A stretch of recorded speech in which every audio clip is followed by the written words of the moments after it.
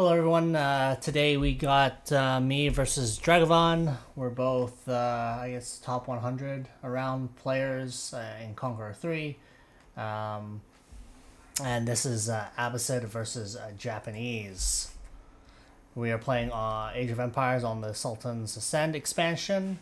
And yeah, let's get right into it. As always, I'm going to speed it up a little bit. If you enjoy what you're watching, please like and subscribe. It does help me with the channel. I am just getting it started. I've been on YouTube for the last month or so, and appreciate any of the support the community can give me. So I go right across. I always aggressively scout with Abbasid or Ayubids, just because I don't need sheep to start with, and then I'm going with my regular opening where I go 703 or 704, depending on which wing I'm going. And I'm playing against the Japanese. He gets a great mining camp. Look at this mining camp right here. This is value, guys. Value. Right? He gets the stone and the gold with no gaps. So, really, really good. I do get a good amount of sheep scouting on this side. He obviously takes the other side, so we split the map kind of down this way. So yeah, it looks like, we'll see what I'm doing here. Yeah, it looks like, okay, so I'm going for a military wing. Japanese are very flexible right now. They can go 2TC, they can go 1TC into the daimyo, into Uma Bannerman, which is essentially a knight. They can go feudal aggression. I guess the only not great thing about them is their archers aren't that great, so I don't really have to worry about that too much, which is a good thing because archers are really a crux for Abbasid, I find. So yeah, I'm going straight into 2TC, and then we'll see what my opponent does, and we can go from there. There's not too much going on in the early game. We can see that he is going to go to stone, so this is either a daimyo or 2TC, so we'll see what he decides to do.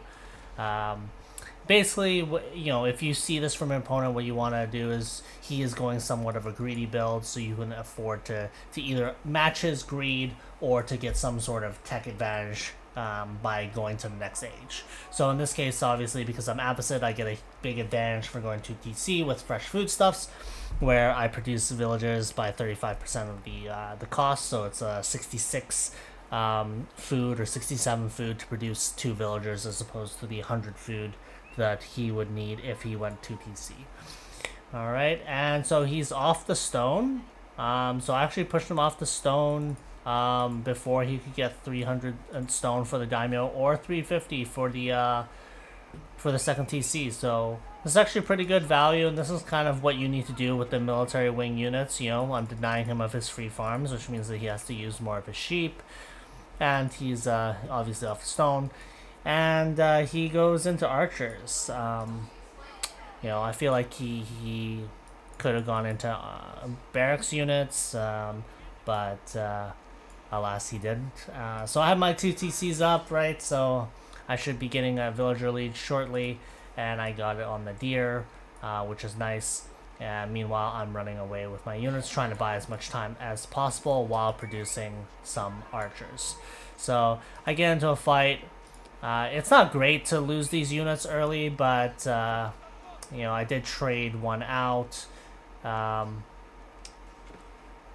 do I get another one? No, I don't. That one's pretty low. But I did buy myself a lot of time, and that's really what you're doing as Abbasid, is you're just buying yourself time. So, because he has archers, I of course want to build cavalry. So, yeah, this is so he has to retreat, right? Because he can't fight into cavalry without any spears. And he puts a second TC right here. It covers his berries. It somewhat covers the deer and potentially another stone. And he went daimyo as well. So this is a really big investment from him. Right, he's used 1,050 resources for both these.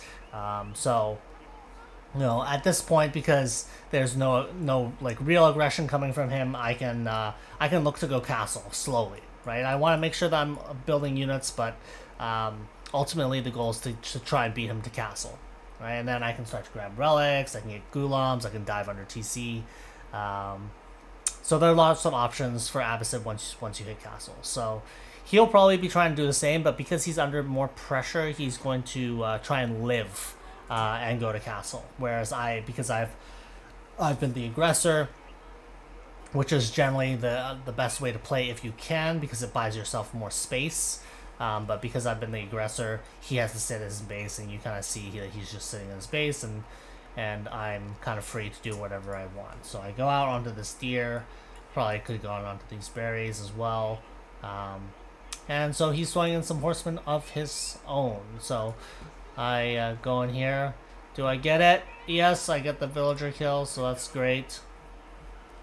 And we can slow it down from here on out. We're 10 minutes in. I'm trying to make slightly shorter videos. I don't know if people like that. I guess tell me in the comments below whether like shorter videos of these games where the early game is sped up is something that you'd like or dislike.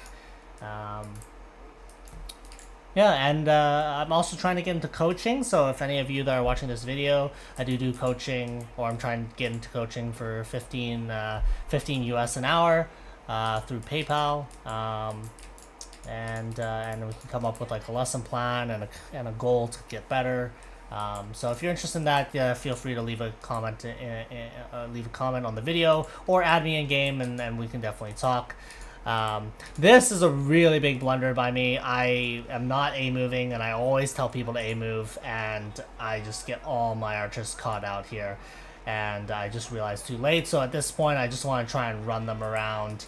I am trying to get walls up, but I'm also going up to castle. So I do lose my army here, so it's not great, right? 527. So he's going to try and push in from here. Meanwhile, I'm going to try and raid in the back. The best thing that you can try to do, if you remember, the best defense is a good offense. So if I can also get a villager kill here, which is great. Maybe a second one. Yes, fantastic. And he's diving under my TC. Meanwhile, I'm also diving under his TC. So I should have tried to micro those better, but I was microing here at home. And he's taking a lot of TC damage, right? So these are unarmored units. I know that I just hit castle. I have a good bank, so I can start pumping out gulams. And my goal basically is to not lose too many villagers here, so I have to run these villagers away and around. I turn to fight here because I'm fighting under my TC, which is fine, until he moves his archers over. And then, but you can see I've already killed 2 horsemen, so it's not too bad. This is not too bad right now, you know. I did get some value on the other side, killing some villagers, so I'm getting walled up.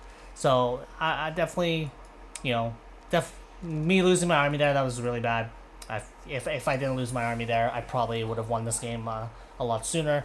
But yeah, now I'm just producing whatever units I can.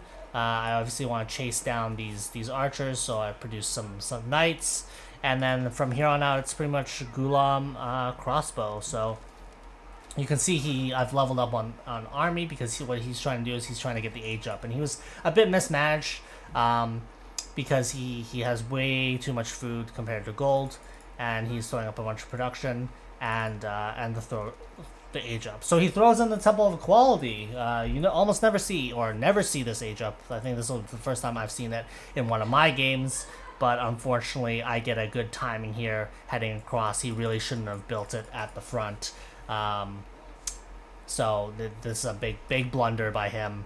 And then I catch it and I see it, and I kill 1 vill, and then 2 vills, and now he's in big trouble because I've stopped his age up. A lot of his villagers are idle here. And now I have army in his base, so it is very difficult for him to deal with. I'm sending some knights because I know I need to hit this gold, and I catch him doing the age up in the back of his base now, and so he's in real trouble. I'm under both his TCs.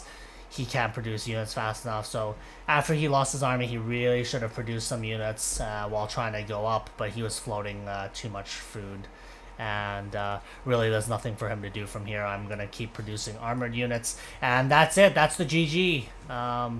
So yeah, I feel like 2TC is very hard to pull off unless you have some innate advantage like Abbasid do of cheaper vills. So I would recommend staying on 1TC. Or Japanese can play extended feudal, but he needed to build way more units. He needed samurai on a Bugeisha, and then probably less archers. So yeah, that was my game against Dragavon on Dry Arabia. Just give you guys a little recap on the graphs. This is the villager graph, so it is quite even. Until later on, until he hits my base and then I hit his base, and the military count kind of says it all. He loses all his archers and unarmored units, and then I start to build armored units and run them over. Resources, pretty even across the board. I have quite a bit more gold, but food's fairly comparable given the amount of food that we have. Wood's comparable, and obviously he has more stone because he's Japanese. And idle time, that's always something big to look at. It's not always about the vill advantage, right? If he has 5 or 10 more vills than me, but he has idle time of a minute, it will even out the amount of resources that he's gotten versus me. But yeah, if you enjoyed the game and want to see more, please like and subscribe. If you have any ideas for future content, or you have any recommendations on me on how I can stream or cast better, that'd be much appreciated. Please leave a comment below, and we'll see you in the next one.